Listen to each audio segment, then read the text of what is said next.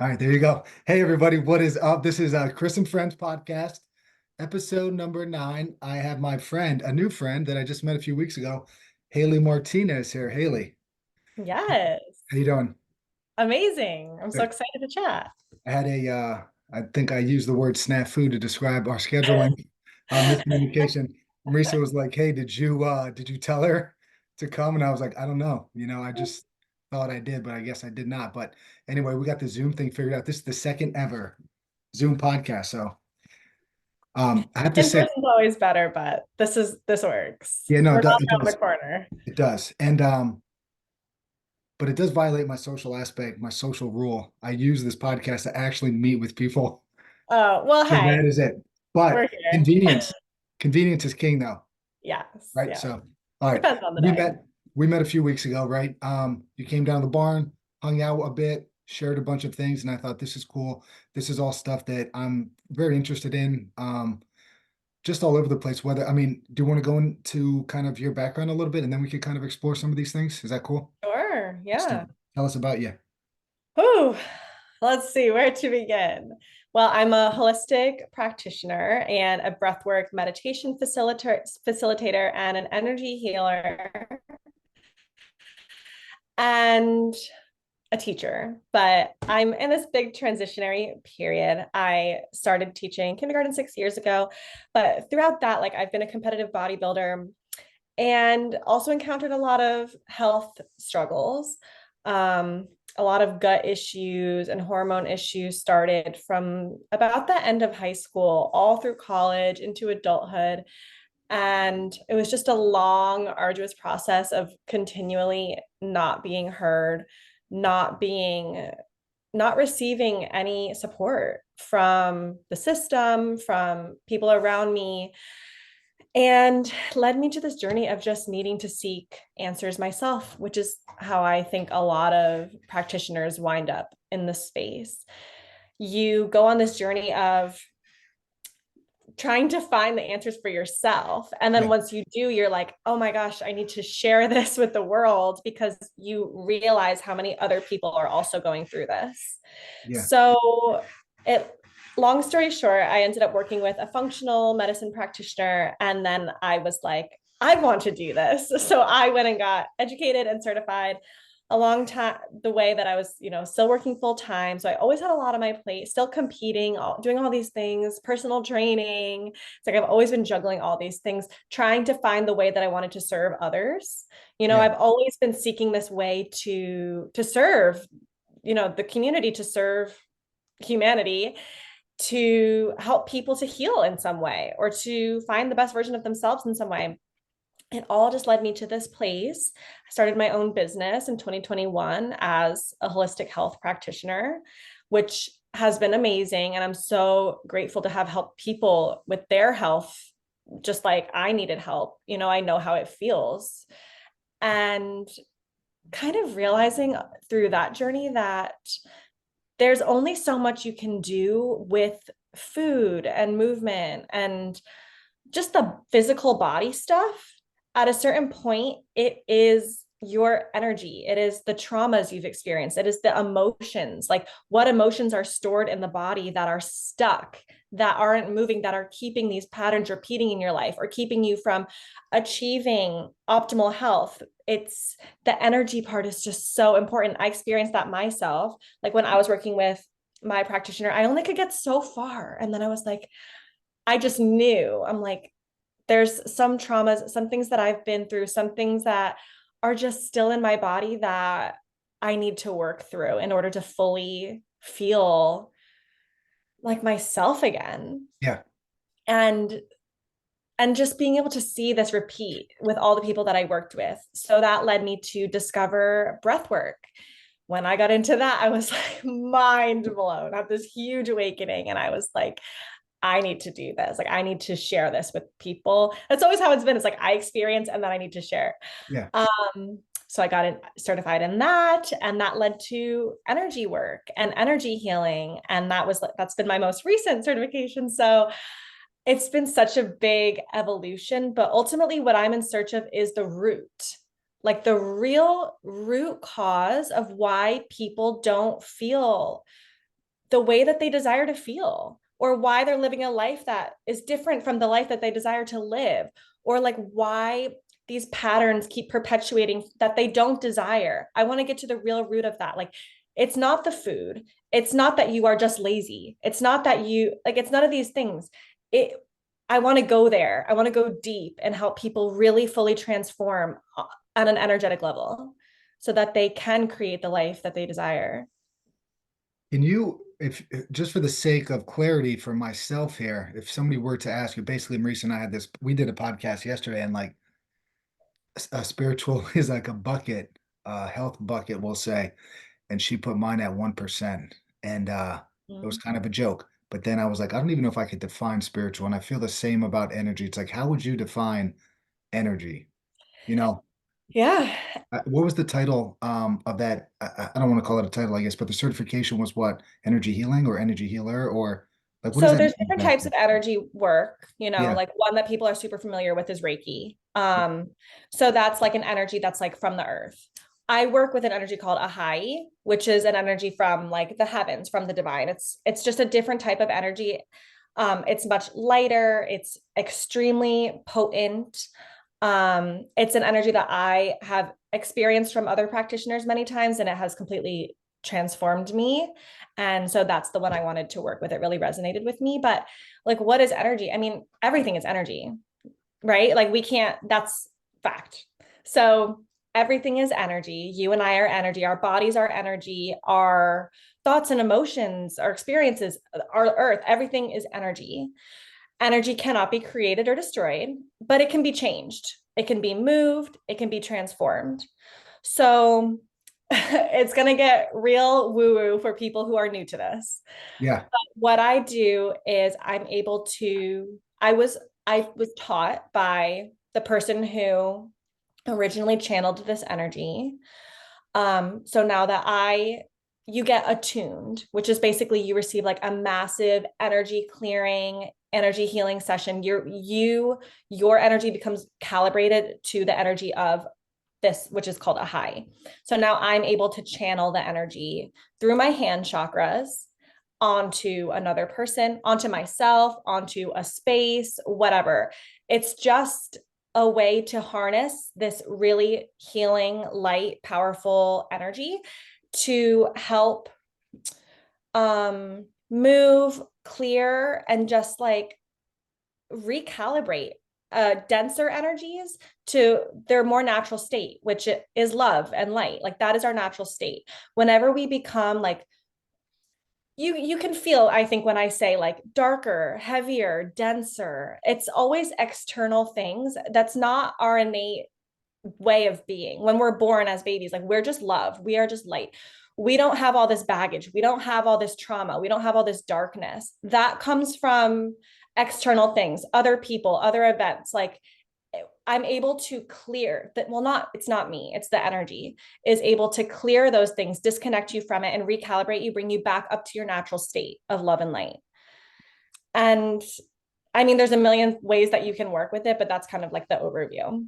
so then when you were, you were having some issues, you said since high school, right? And then I do want to talk about some bodybuilding stuff at some point here, but not at this moment because I want to know, we had a friend that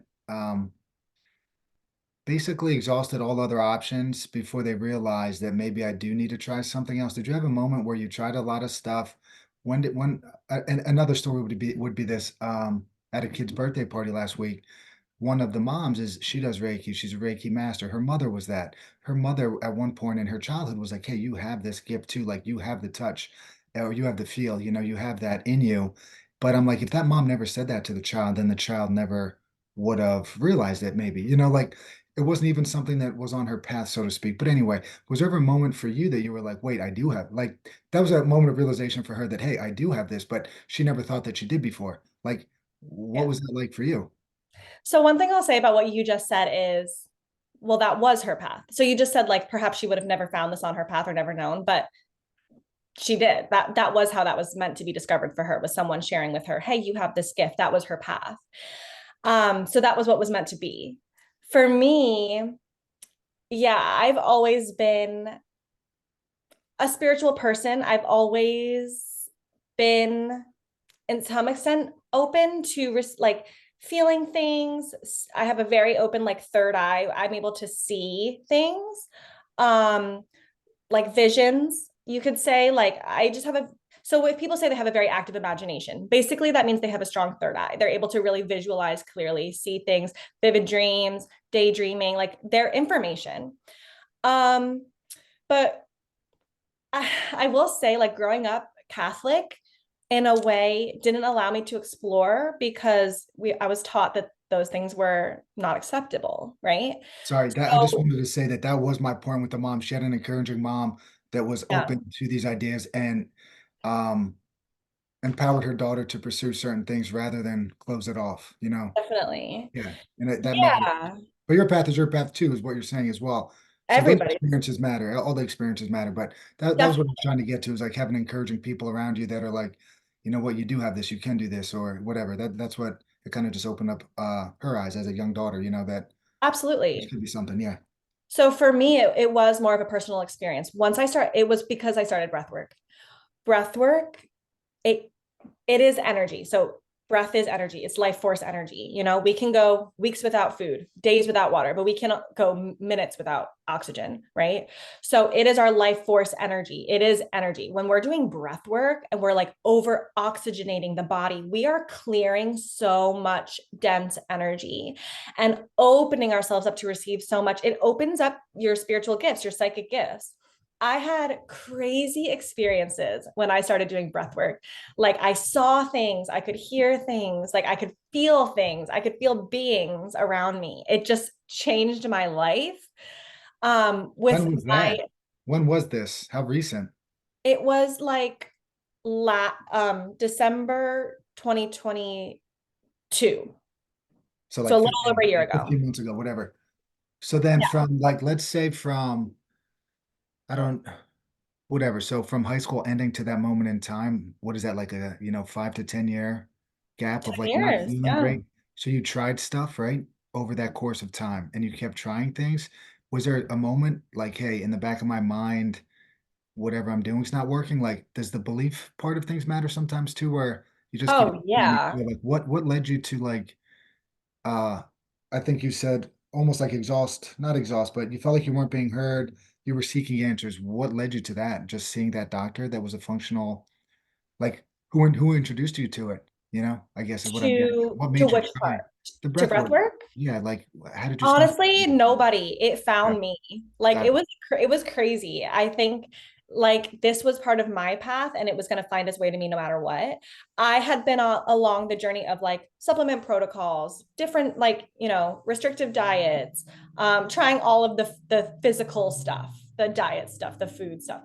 And then but I knew that there was a missing piece. Like that wasn't it for me. There was more to it because just in my life experience, I guess my personal awareness, I just had this awareness that there was more. Like, and that was just my soul calling me, like, Haley, like, you're not done. You got to keep, there's more here. Um, and I was just curious. And I had such deep bouts of depression and anxiety throughout high school and a little bit into college too. And just these deep, dark experiences. And I knew they were still there, like they were still with me. And I didn't feel that way anymore. But I was like, I don't think I ever really went through it because it was so hard for my young brain to process the depth of emotion I was experiencing. There was a lot of suppressing there. And I just had a feeling that that was connected to my gut issues.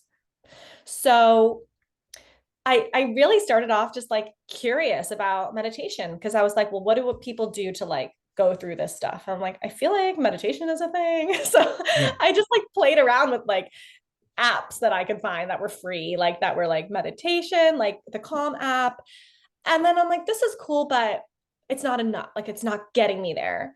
And then I just perhaps about from talking about it or my internet searches, like I started to find stuff on Instagram about breathwork. I'm like, what is this? And so I just started dabbling with things I could find online. Give us some examples of your initial, like breath work is another thing too that I think is hard to put a definition on, right? So when you're talking about that, could you give us some examples that you know, what did you start doing? Are you counting seconds on the inhale, holding breath, exhaling That's for like the very beginning, right? Those right? are like very simple, easy. to reduce stress and anxiety.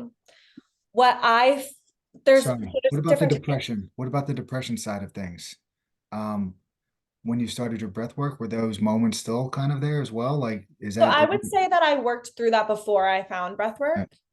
Um, So wanting to find my desire to seek out breath work was more to release the old trauma that I felt was in my body. it was still there. This guy Gabor Mate, he's like in his 80s. He's been publishing these books. His mother, I think, yeah. So he's all about that. He's all about any experience that you had is in there. He was a baby and to avoid the Nazis, his mother gave him to his aunt, right? So he's like, I don't have this memory per se, but like I felt my mother giving me away. And Mhm. for him, that as a I don't know if he's a psychiatrist, psychologist, published so many books and is well regarded, but like he held on to that in his 50s, 60s, was I think he was kind of workaholic, like, stuff like that. Talked to Marisa yesterday. We know somebody else that, instead of confronting things going on, they stayed busy with work, what they deemed would be Subconscious. useful, stuff like that, right? So yeah, that stuff's still living in there, and I guess you need a release of some sort. And you found how soon, how quick were you like, whoa, breath work, you know? Immediately. So what was that, if you don't mind sharing, I guess, like what was that one method? What did you do? Give me Yeah. the So rundown. the very first, well, when I first started with like the basic stuff, I was Yeah. like, this feels really nice, but it didn't give me that like awakening, right? I was like, that's why I was like, there's more. So then the next thing that I found was actually Kundalini, which is a movement and breathwork practice, but I was just doing the breathwork. And that is like a process of harnessing like the energy from the bottom of the spine, like the root chakra, and being able to clear and send everything up. So that can clear a lot. It's so powerful. And I'm so grateful that was my gateway into breath work. That was what my first crazy experience was.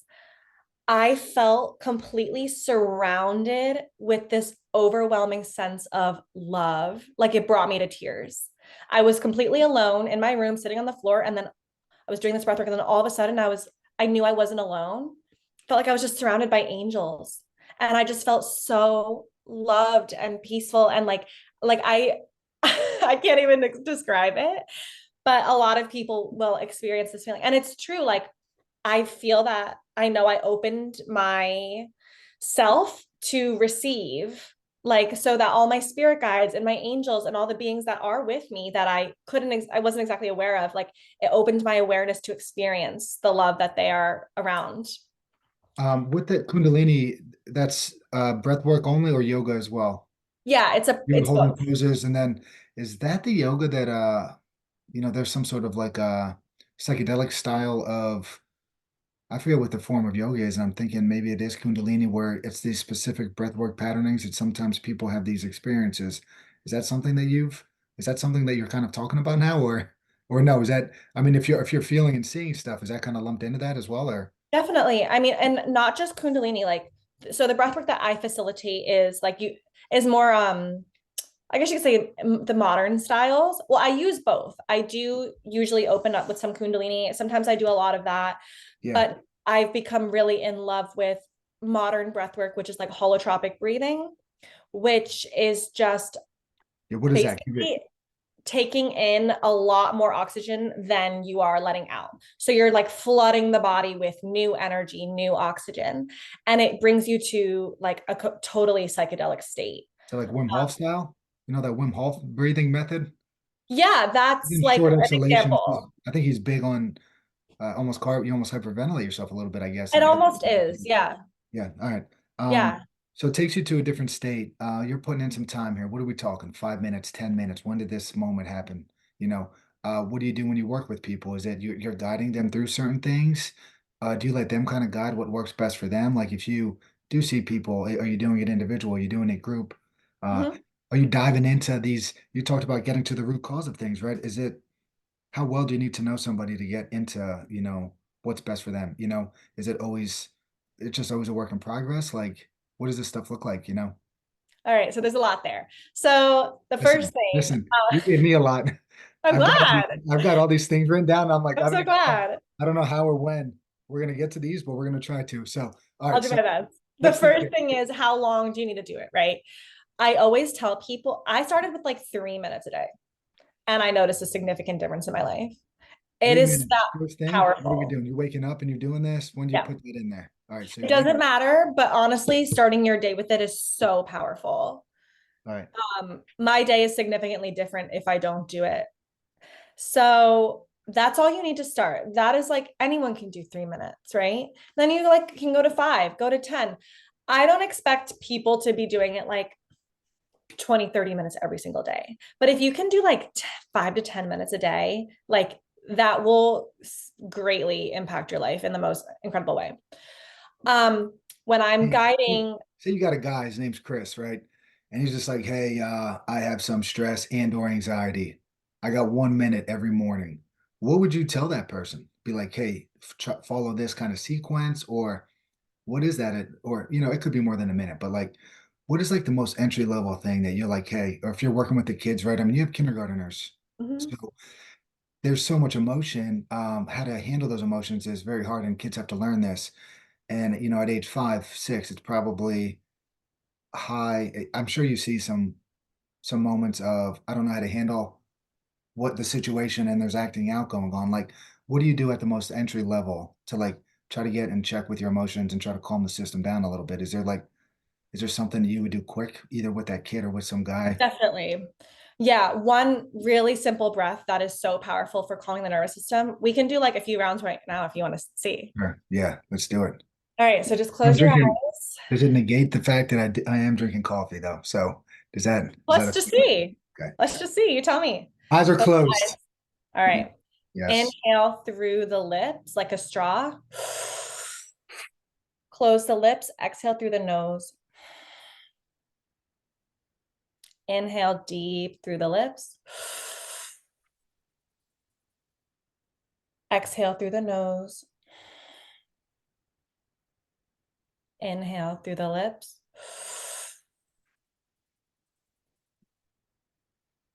Exhale, nose.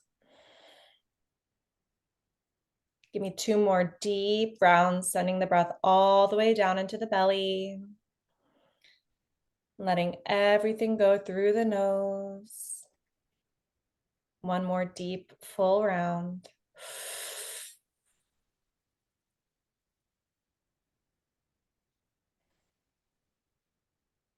There you have it.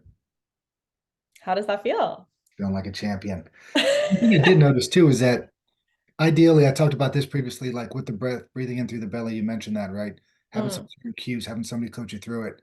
What are we talking with? Like, if you catch yourself with your shoulders rising up, do you need to recenter, or is there going to be some of that lift going on when you're doing belly breathing as well? Because I caught myself right before or right after you said it, I was like, oh, I felt myself kind of lifting up a bit, and It's my just a habit. right, my understanding then is just to kind of fill the belly with oxygen or fill the belly with air, right? Are you going to see a shoulder lift at all in there or no? If you're really pushing out your belly, The should the shoulders objective stay would calm? be to relax as much as possible. All right. The reason that I would think that that's happening is new. It's a new practice for you, and there is a lot of stress in there. Yeah. So like the body can move how it needs to, but it's just a practice. It's like the first time you do anything, it's not going to be perfect. So Right. it's like, and this practice is never going to be perfect. It's just bringing awareness to how the body's feeling. So like if we continued that breath, like over time you'll notice you notice immediately the shoulders were up, so you're going to like just drop into them and just keep dropping further and further into the body, because we are always in our head, and the point of Right. this practice is to get into the out of the head and into the body, because Yeah. that's where the work is done, that's where we live. And with that, if you are you doing anything, I know you don't want to be thinking, right? So if you catch yourself not being present in the breath, is there some sort of cue or something or some piece of advice? I mean, I'd learned this in a yoga class before, and I think I've shared this previously, but like inhale, would you count one on the inhale in your mind a little bit, and then two is the exhale.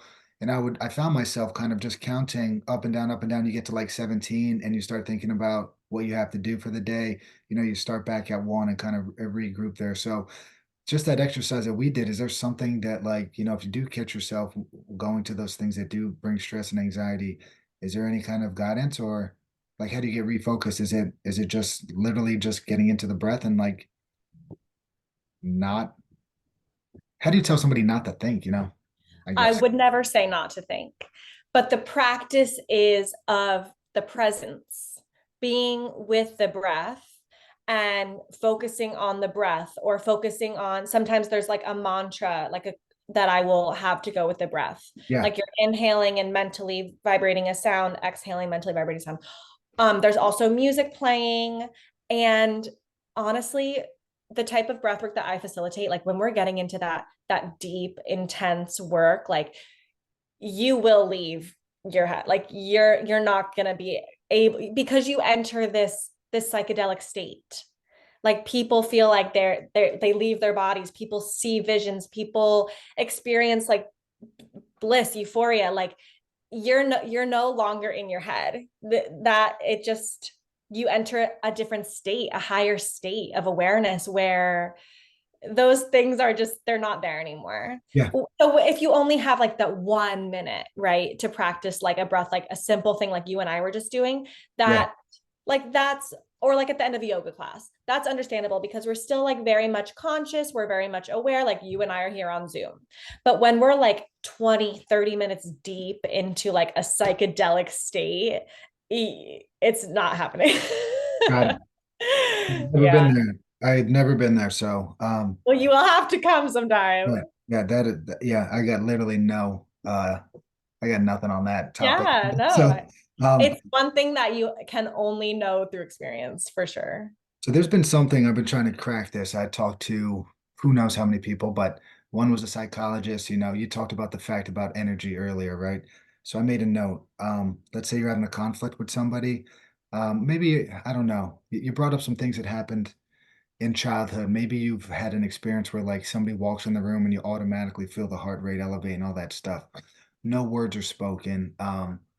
Just the presence alone, the mere presence alone sends your body into this crazy state, right?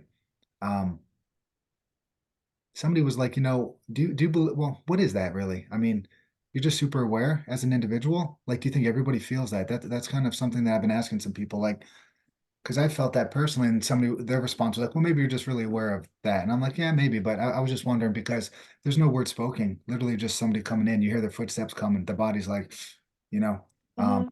in those instances there,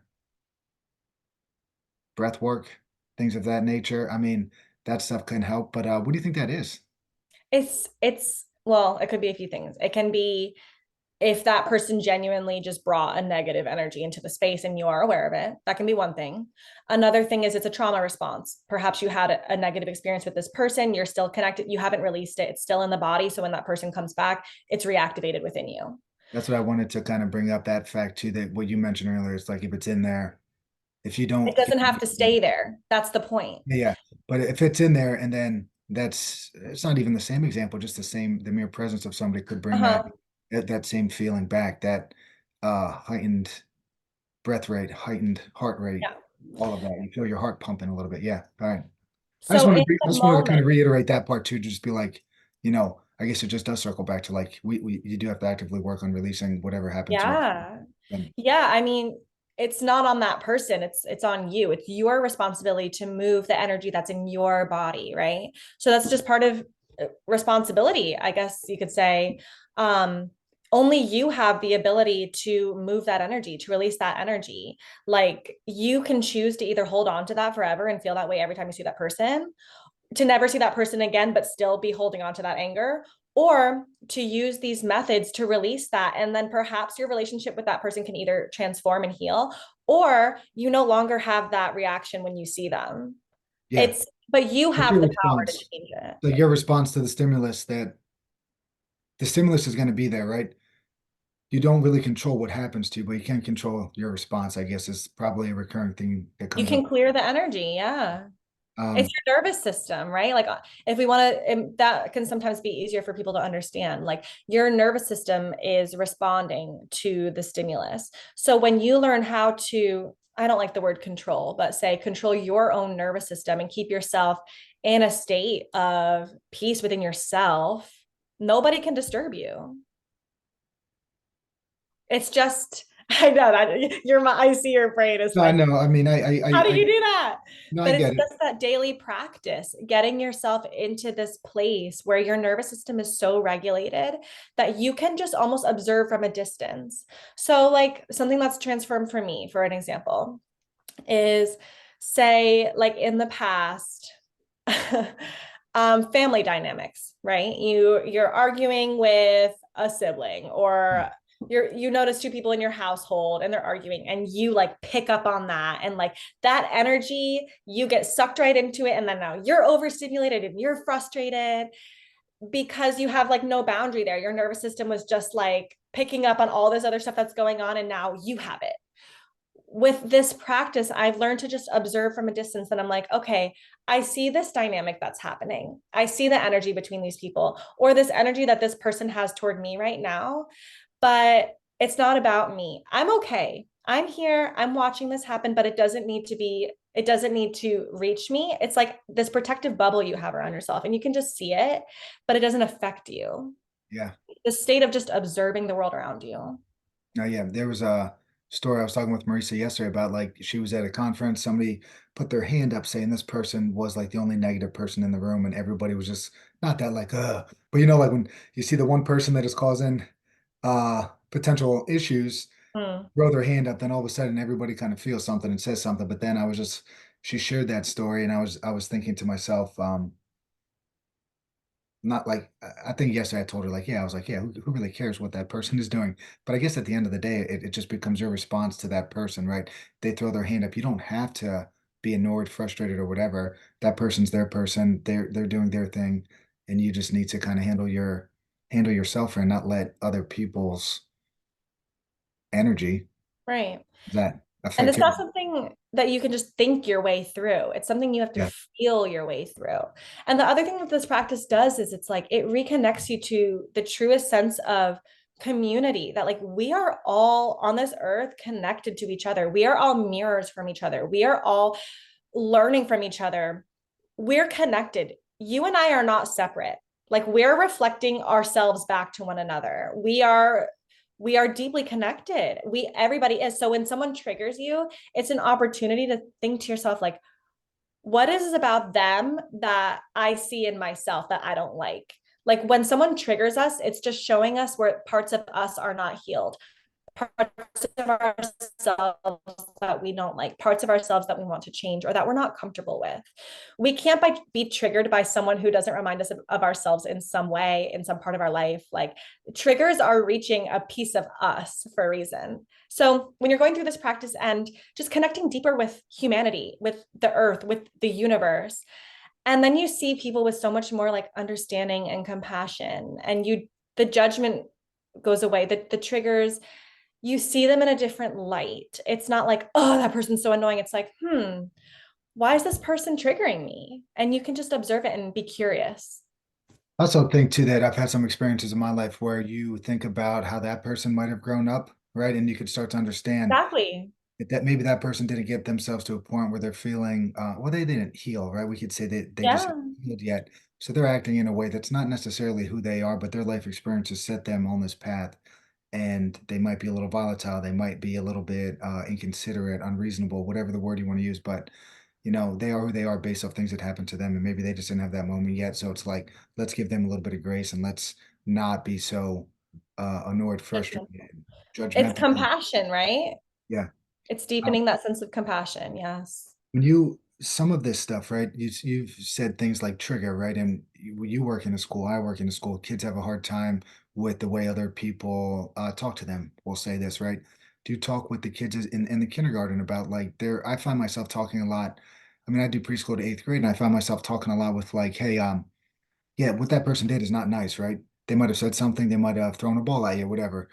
But it's like we cannot let that person kind of destroy like who you are in this moment, right? So we have to start kind of working on ways that we could get past what just happened. And I don't know, that's probably not a great example, but that's kind of where I am, where I'm like, No, hey, I hear what you're saying. you don't want somebody else to kind of destroy you right now. So Mhm. consider it, it was me and they did something not kind. Let's not let that unkind act ruin your day, you know? Yeah. Just getting that point across. Is that something with like is this in a kindergarten classroom? Oh yeah. How do you navigate that? Or somebody's in line, right? Somebody cuts in line is like the largest offense in the history of kindergarten kids or first graders, So what do you do? What do you talk to your kids about as a teacher? That's what I want to. Yeah.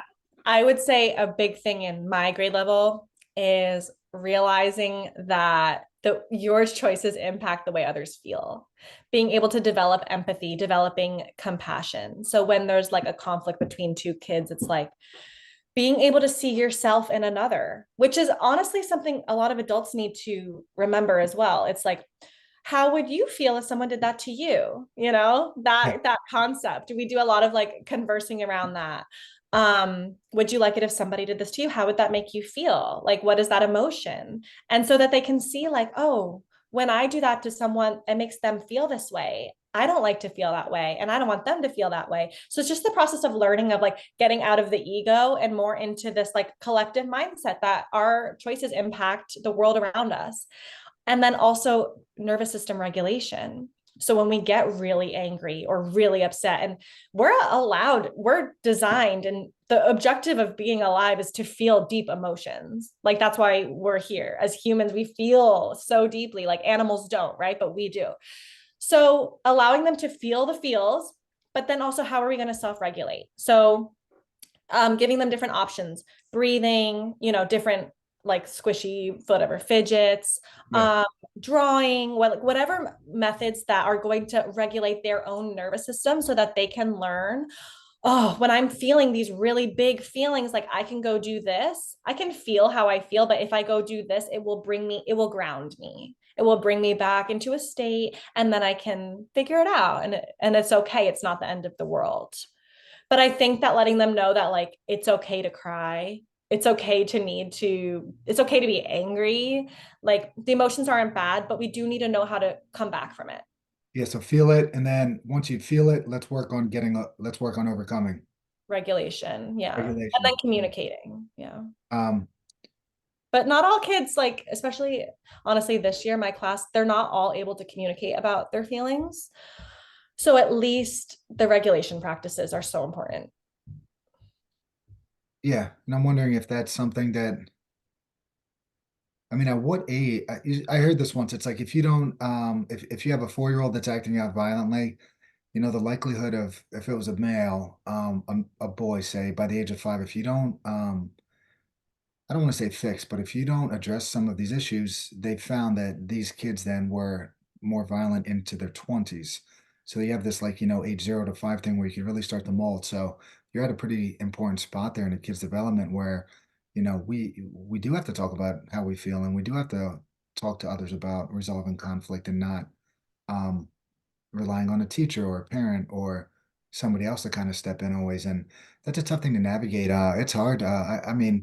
People always say they kind of respect teachers, right? But I started working as a sub this year and also just being PE, and I see what the teachers do and what they have to go through every day. And um, me saying previously that I respected teachers was like not, it was like, this much of what I actually respected them now. It's like so much planning, so much navigating, the classroom and however many kids that you have, right? Somebody's always probably going to have a bad day in your classroom. One of the Of kids is always going to have something come up, and I don't know. It's a tough job, tough job. But course. how many kids are in your room? 17. 17, yeah. And it's just you? I have an aide all the Okay. time. Phew. Thank Yeah, God. that is rough. So I wanted to so you're teaching, but I'm also a fan of bodybuilding. How'd you get into that? That was also something that found me. I never played sports. I mean, I always danced, but I was so not confident in my ability to, I don't know, participate in sports for some reason. I don't know if it was something that was like told to me that I wasn't good at it and I just carried it. I don't know. But I Yeah. had just no confidence. Like I was the girl hiding out in the locker room during gym class trying to skip. Like I was so like it was horrible. And so I like never wanted to go to the gym. Like it was just, but it manifested in body image issues. I never had a weight problem, but I would look in the mirror and think I was overweight, or think like always needed to be smaller, always wanted to be skinnier, and just like never being good enough. And when I went to college, I made some friends. And one friend told me one day, he was like, just come to the gym with me. Like, he was really into bodybuilding, and he's like, just come and try it, because like I'm really tired of hearing you talk about yourself like this. And I was like, dragged myself there and let my friends teach me like how to lift weights. And it was so empowering. And it was the first time in my life at like 18 that I was like, I actually wanted to take care of my body, and like felt strong and didn't feel like weak and small, but I actually felt strong and empowered, and like started to feel confident, and like it just was the first time that I felt strong in so long, especially after, like I told you, in high school was like a really dark time in my life. So like right after that, that was what I needed to like feel like myself again. And I just fell in love with it because of how it made me feel, how I was treating my body, how I was taking care of myself, like starting to see food as fuel after a workout instead of just like not eating certain foods so I could be skinny. It was like, oh, I need to eat so I can build muscle. It was just this whole switch that was so much healthier for me.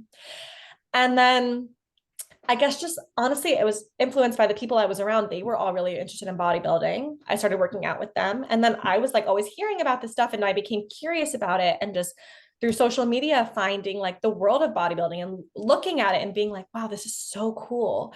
And then I wanted to do it. This is like a story of my life. It's like I learned about something and then I got to do it. And then I share it. So like that turned into me being a personal trainer. Yeah. But Hey, when you were a personal trainer, did you was it contest prep or was it anybody or both, I guess? It was Did you have a niche? anybody, but I've done like posing coaching. So like Posing. helping bikini competitors for their presentation. You mentioned potential, body image stuff in high school. Then you get into bodybuilding where I feel like that's a part of that sport as well. So, did that, I mean, exercising, you felt empowered, but did that get to a point then where, you just got to whittle, every little bit off to get Yeah. ready for a contest? Did any of that stuff show its head again then as you were competing? So as I went through competing, I was in a good place. Like I understood the difference between my body competition ready and then Yeah. my body at a healthy weight. But I was always going back and forth between prep and normal life, prep and normal life. It was never like this extended period that I've been in now since 2021 where I'm not competing for like years. It was always competing every single year. Yeah. So that period of being at my normal healthy weight, that wasn't like what I felt was like my best self when I was like shredded. That was like in my head at the time the best version of me. And then the other times I was living in like this kind of subpar version of me, but it was temporary, so I didn't really sit in that too much. Yeah. But then now, like the last time I competed was 2021, so it's been a few years that I've been off season, but accepting that I don't know when I'm competing again, so this isn't off season, this is just me. And that I started to notice, like sometimes thinking like maybe I should go on a cut, maybe I should do this, that, like getting it back into that competitor mindset of like wanting to have this like extraordinary impressive physique and not being comfortable just being a normal healthy person. But that's something that I'm so grateful I have this practice of like breath work and meditation to work through that, because I have. And being able to be in a place where I am now, being healthy, having this energy, like living this lifestyle that I enjoy, just to be the best version of me is the healthiest version of me, the most alive version of me, which is this. And this is good enough. And this is how I feel my best. So how can I believe that this is not my best? This all versions of me are the best as long as I feel how I desire to feel. So yes, that was something that came back around, but because I am where I am in my life and have the tools that I have now, I was able to work through it. If I didn't, it could have potentially brought me to a place that I wouldn't want to be. Well, what sent you on the way to find the tools then? It just goes back to that original desire to like heal, right? Like Like, during why did you? healing. This was another thing we're trying to navigate. I shared with Marisa about, there's an inmate, the guy did the crime. He got put into prison for, a sentence that was way too harsh for what he did. And he said he spent his whole childhood in the system, right? He's like, none of this stuff did anything for me. I get to prison and I'm like, just one time, I'm gonna see who's doing good. I'm gonna see who's not doing good. And just one time in my life, I'm gonna try to do what these people that look like they're doing good. I'm gonna try to do good. And that changed his whole life around. And he stayed on the same path. And I'm trying to figure out like why, what makes somebody act that way. I'm sure he wasn't the only one in that prison that was like, I want to do good. But a lot of people didn't take the steps to do it. It's like, where do you think that, I don't even think there's an answer for this, but I want to present it to you and see what you have to say. It's like, what made you keep looking for the tools? Because there's a lot of bodybuilders that don't, right? I mean, it seems that the female bodybuilding community could get hit hard with like all kinds of hormonal, I don't even know what the right word would be, but it's almost like a disaster after Imbalances. like Yeah, an it did. imbalance. Yeah, for Yeah, sure. and then that could just almost wreak havoc for decades, right? Hmm. But you sought out the tools. Like what do you think makes people continue to seek and others not? You know, have you always Yeah. been a seeker? Yeah. It's just for me always been this calling from my soul. Like my soul just knew I had to keep like Something a wasn't matter, right. sorry. Something having a feeling of like I could relate to this, so this is why I'm saying this, but like something there's something more, right? Yeah. You don't know why you feel that way, but I'm just repeating myself if somebody listened to a couple of these, but like there's right and wrong, and I didn't always choose right. But when I choose wrong, it affected me because I knew that there was a better option, but I didn't choose that option. Um, so I always had this some sort of inner drive of like wanting to do the right thing. I didn't always do it, but like it was always somewhere there, and I never really knew why. Hmm.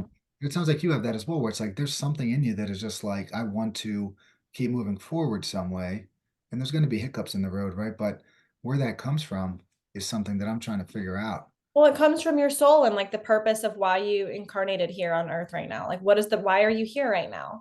This is something I talk about a lot with people is like, why are you here? What is your objective in this lifetime? How are you here to serve? How are you here to heal your soul? So for me, like I believe that this journey for me has been a process. Like my inner desire to continue to find the way to heal myself is because I'm here to serve others and facilitate their healing. So like the whole reason that I had body image issues and suffered with anxiety and depression and had these hormonal issues and gut issues, like all of that pain and suffering had a point. The objective was for me to seek the healing, for me to feel the pain and then be like, I don't want to feel like this. What am I going to do about it? And I sought answers and I went through all of these trials and protocols and all of these different methods of healing until I found what worked for me. And then I was able to step out into the world and be like, hey, everyone, this is what I went through and this is what I did to change my life. And I'm here if you're ready for that journey. So then people come to me that are ready and I facilitate that for them. And this lifetime for me is all about healing, getting back to our us on a soul level and figuring out like how are let's get you back to your most natural state, feeling so deeply connected to yourself and your soul and your mission so that you can go out into the world and share it with everybody. I just nod my head in agreement because I have no rebuttal there. I wanted to I wanted to say that the time that we did when you came by and we met, it was like a nice space for people, but one recurring theme that I'm seeing is what you mentioned literally in the beginning of like people feeling like they're not being heard, not having support and things like that. And so I'm always thinking too, it's like, is there people around you, not necessarily you in particular, but just in general, it's like if you have some people that might be nudging you towards, some sort of improvement thing or just giving you some space to talk, somebody an ear to listen to. That, I mean, we had a moment last weekend where this woman got terrible news basically the night before and didn't know who to share it with because she knew that her husband had something going on and didn't want to burden him with something and then didn't want to tell the mom because the mom's daughter was going through something terrible too and she was just holding on to this and didn't know where to go. Shares it and just like is like, super emotional and crying and it was just a space of a bunch of strangers hanging out at a chiropractor's office. But then in conclusion of that, it's like now she can start to heal because that's what that was it. It's like, you know what, this lady here, no matter what happens, we might never see her again, but like this moment that she just had is going to allow her to get the ball rolling, hopefully in the right direction, and start working on getting um just feeling better, because she wasn't feeling good at all in a lot of different areas. And it's hard because it's hard to live that way. I look around sometimes and it's unfortunately it's more common than it should be. People just aren't like, I don't know how you define meaningful work or having meaning in your life, but everybody's individual, but it doesn't seem like that's a common thing, unfortunately. Mm. Yeah, I think that's just a matter of societal programming, that you have to find something that already exists. Like you have to find a job that has a posted opening, and that's the only option you have. Like in school, we're not taught, like, hey, like you can come up with this super novel, brand new idea that no one's ever done before, and you can go out in the world and just start doing it and be successful. Like that's not an option. Like who's going to tell you? Who's ever told you that? Nobody. You only learn that for yourself by going out there doing something that doesn't feel good. Well, here's one way: doing something that doesn't feel good and you're like, I can't do this anymore. I'm going to go out there and do this and try it. Or, some people have amazing like people in their lives that do, or you grow up in a family of entrepreneurs, and that that's available to you. But for the majority of us, like we're not taught that. So we think like we have very limited options. And what if none of those options are going to fulfill us? And the only way for us to live a life that feels really good is to create something that doesn't exist yet.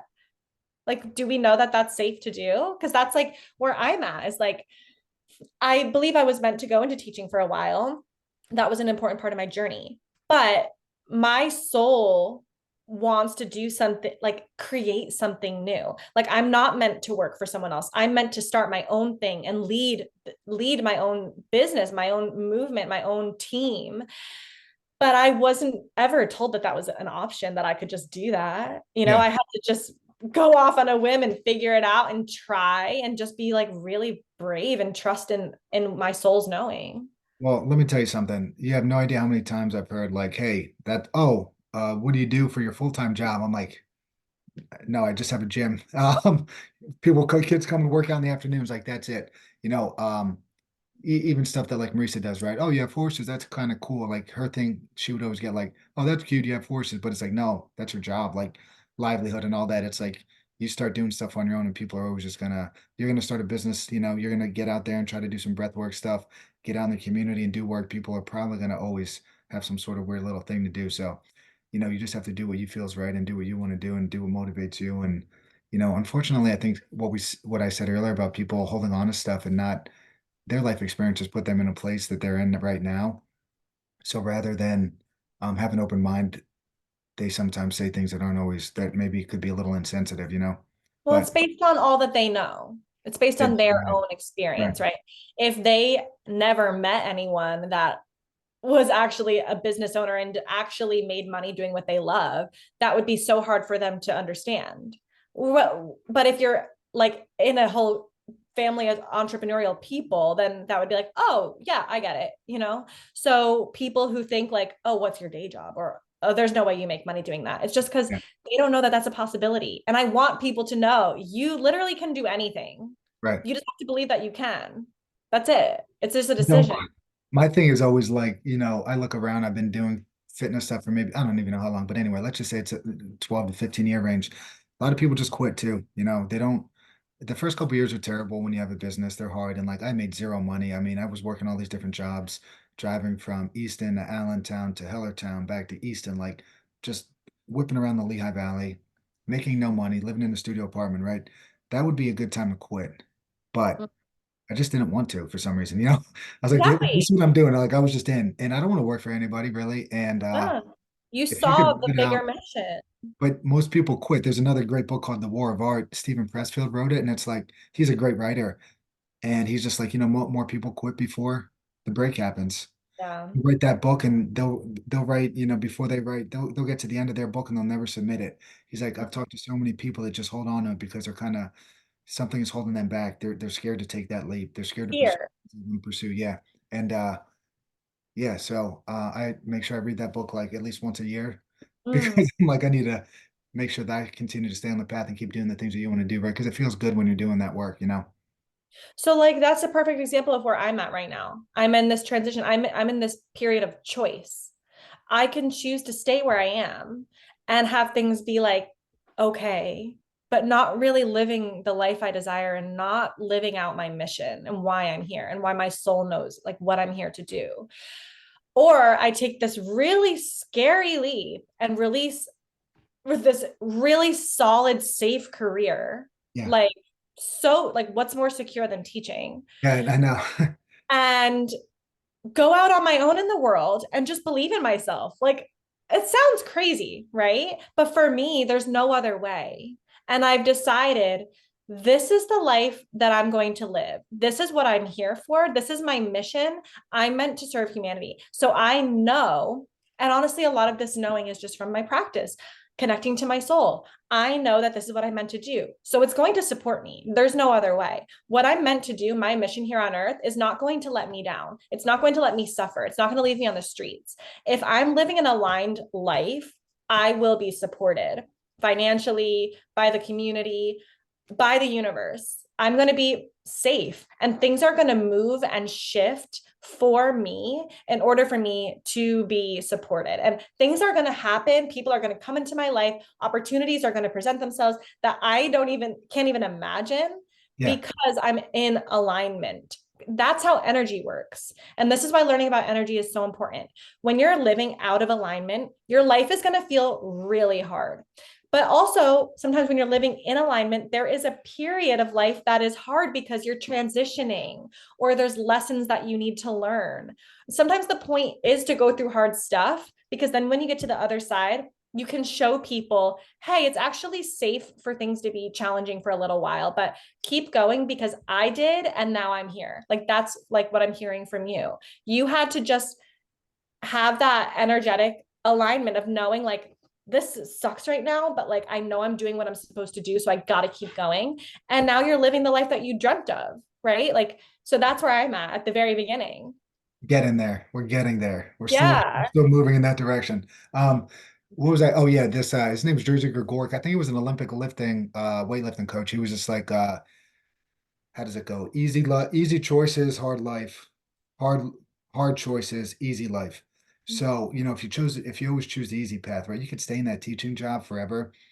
But is there going to be a lot? You could do some, development as a teacher. You could go to the conferences. You could learn how to be better in your job, but you might not be getting that personal growth that you're kind of seeking, right? You always want to keep the ball rolling. You don't want to repeat the same year like 20 years in a row. You want to have like a new year's a new experience, a new opportunity for experiences, I think, and new opportunities to explore and all that. So I don't think that's ever going to end. I mean, I'm talking a friend of mine's like, hey, you ever going to stop training and or stop working and fitness? I'm like, I don't know. Probably, right? But like, I'm not going to stop doing something. Like, I'm just going to continue to Right. do things. There's people that are 50, 60, 70, 80. There's a 90-year-old guy, I just heard a story. He's a psychiatrist and he's like, why would I stop doing what I'm doing? Like, I enjoy it. Exactly. I don't Because care. it's a lot, because you feel, because it makes you happy, it fulfills you. The So only reason you would want to stop is because you don't enjoy it. I don't know what the motivation to stop doing stuff is It's that really. you don't want to do it Yeah. anymore. I know, yeah, no, I know. I That's was gonna say it. other than that, it's like I will retire from my job because I hated it for 35 years and now I don't want to Exactly. go anymore. Um, Yeah.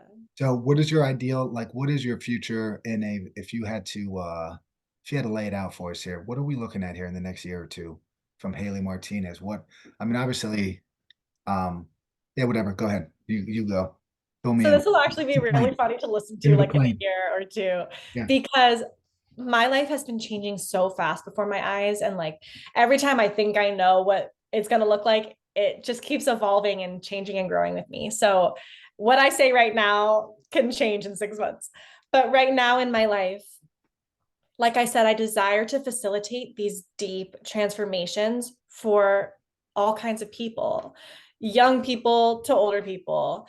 I want to show people how to move energy within their bodies to live their most aligned lives, to regulate their nervous systems, to feel in touch with themselves, who they are, to understand how to feel safe in the world, and to just to create the life that they desire.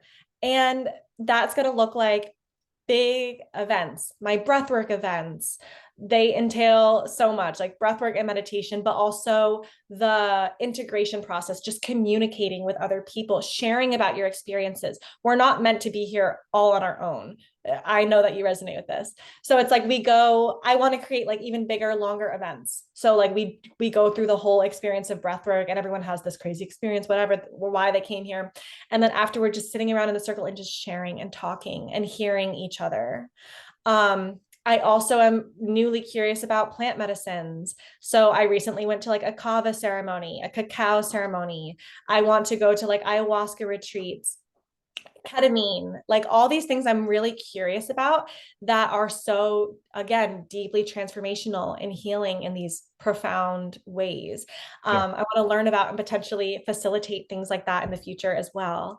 And I want to host big retreats in the next year and potentially forever. I want to host retreats all around the world, like day retreats, week retreats, where people just come together in this really safe, transformational healing container where we're sharing nourishing, healthy meals. We're doing breath work, we're doing movement, we're hiking, we're talking, we're creating, just doing all of these things to just be in this community of people that desire to find themselves, to heal themselves, but by sharing and holding space for one another. So, in all the ways that I can create opportunities and space for people to find healing, like that's what I'm seeking.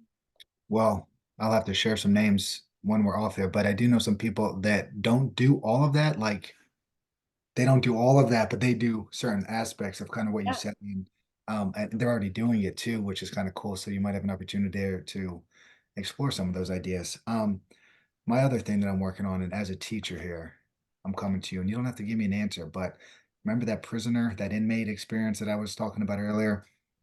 In the same interview, somebody that's in prison is going to reoffend within the first 70% of them reoffend and commit a crime again in the first 5 years. They find themselves back in there.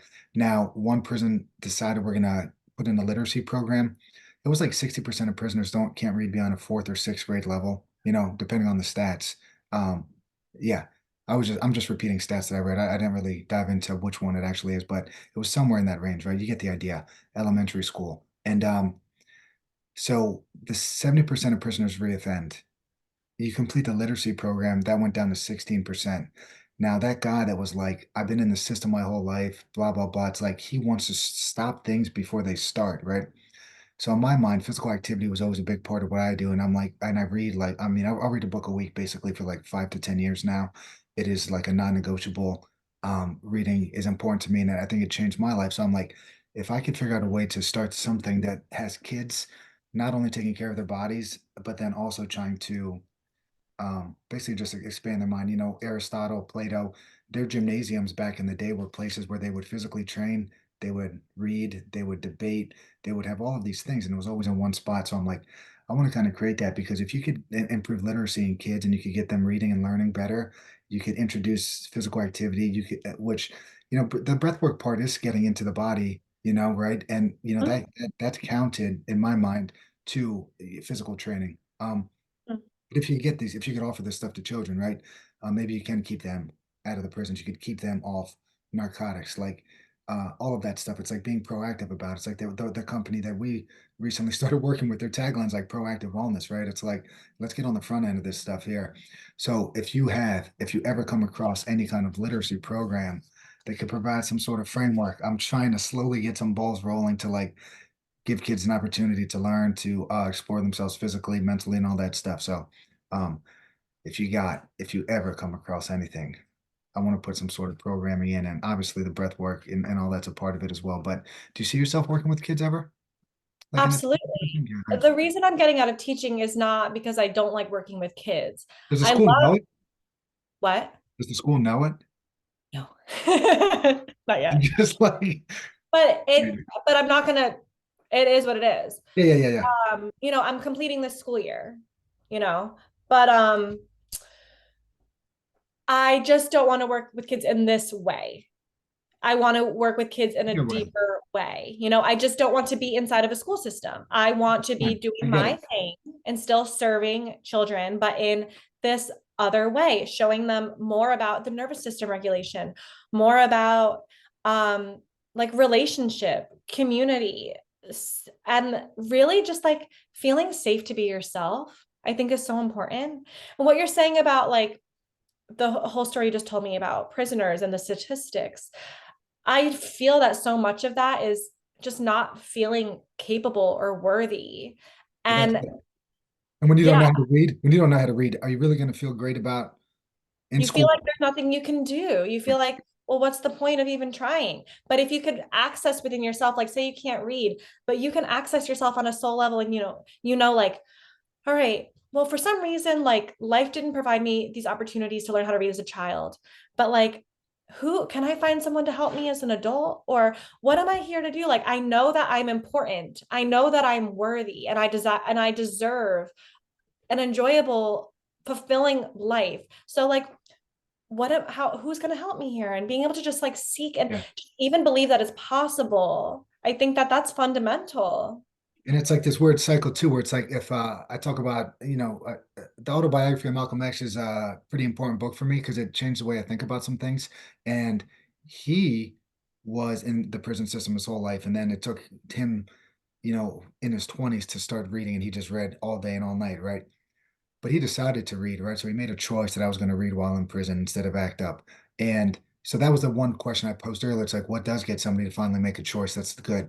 But then from there, these examples are out there. But if you don't know how to read, you know, are you really going to go pick up 300-page autobiography of Malcolm X and dive into it? It's like there's this a bunch. Everything is multifactorial. There's a lot of dynamics there. But even if you don't know how to read as an adult, your self-esteem cannot be the best. Right.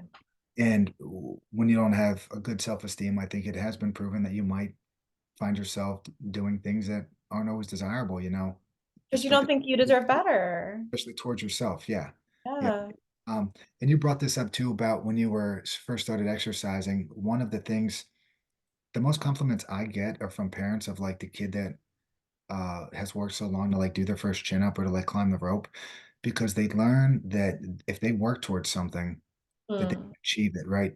And I think that's powerful. It's self-efficacy. It's feeling that I'm in control of this. Like I can It's control how powerful. to do this. Yeah, it is. Yeah.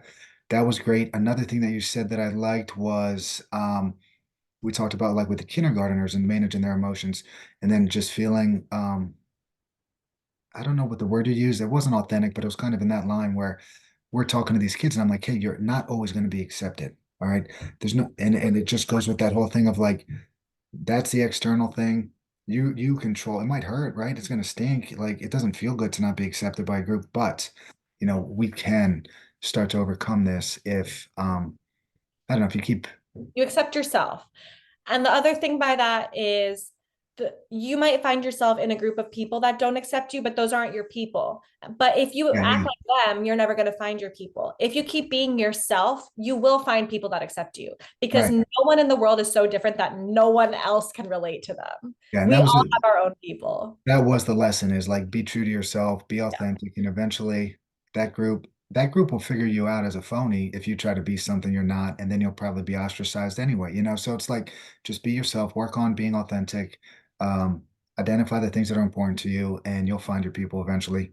The dust will settle, you'll be with the right people, I think. So When you're being authentic, then you live a life that is in alignment with who you really are. And that's what will take you to the life that you desire to live. As soon as you're out of alignment, you're gonna know. It's you'll feel it. And you just, yeah, you won't get to where you want to be. That's when people are unhappy, is when they're not in alignment. then I think that even just continuing to circle back, those might become those adults then that are very judgmental, that might say, why are you doing this for a living? Or Yeah. being that negative person in the room, and yeah, all of that. So it's a long haul. Not an easy line of work, but I think we need some people like you and all the others out there trying to get people to work on themselves and get the ball moving in the right direction. You got Thank you. anything else? Anything else to hype up here? No, I guess the last thing I could say is just give it a try. If you Yeah, feel yeah. called to it, if you feel like curious about it, just try it. If you don't like it, you tried it. But if you never try, you won't ever get to Yeah, experience how I know. to change your life. I circled on one of the things that you said. It was just that you decided you were going to seek answers, right? And that's what I tell everybody to like exercise, a workout program, a supplement, walking in the mornings. Like, yeah, it does help people, but I don't know if it's going to help you. So you just have to try it, and you just have to Just keep try. trying. And I mean, the placebo effect is a thing, right? It's like Oh, yes. if people think something is helping them, then it's helping them, you know. Yes. And it doesn't have to be more than that. If you think it helps you, then it helps you. So I like that. Keep seeking answers. I don't know. Yeah. I think I'm out here. What do you got? We good to go? Yeah. Yeah, that was awesome. Good If talking to you. people want to find me, you can Yeah. go. My Instagram is the place where I usually am Okay. at Primal Haley, My, Haley. my primal. That was just a word I really connected with a long time Yeah. ago. Like primal to me is like are the most like authentic raw version of you as a human. Like getting back to that without all the extra stuff. Like Not like eating like a I caveman. did go There, on that you for a did. period of time, but You're saying about getting back to who you're like the origin story of you as an individual, not of humanity, right? yeah. Kind of like get to the root. Primarily, like who would you be in the wild? Like who are you? Who would I be in the wild? That's a You know, like that, good, just your soul self, not trying to impress, not nothing, just yeah, you. it's you. That's my Got it. objective. I like it. All right. Yeah. Any questions for me? I forgot to tell you that that was an option. So if you have anything you'd like to ask, now's the time. Marisa destroyed me yesterday, asked me about spirituality stuff, and I had no answer. So hopefully you don't go that way. But yeah, Well, I look forward to helping you explore some things. absolutely. All right, Haley. It's good talking to you. Thank you for having me. See you. Have a good day. Bye.